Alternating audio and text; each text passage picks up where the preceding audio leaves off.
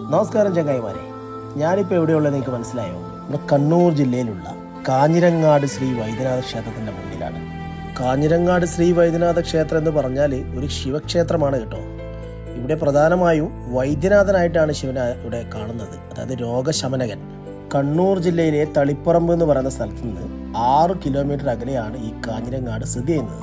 വളരെ പുരാതനമായ ക്ഷേത്രമാണ്. വാസ്തുവിദ്യാ ശൈലി കൊണ്ട് ഗംഭീരമായി പണി കഴിച്ചൊരു അമ്പലമാണ് കേട്ടോ ഇത്.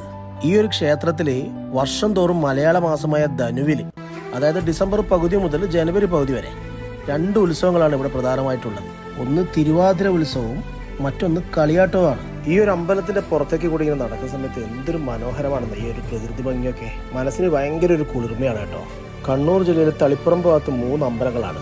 ഒന്ന് രാജരാജേശ്വര ക്ഷേത്രം, മറ്റൊന്ന് തൃച്ചംബരം, മറ്റൊന്ന് കാഞ്ഞിരങ്ങാട് ശ്രീ വൈദ്യനാഥ ക്ഷേത്രം. ഈ ഒരു 3 അമ്പലങ്ങളിൽ പോയി കഴിഞ്ഞാൽ 3 അമ്പല ദർശനം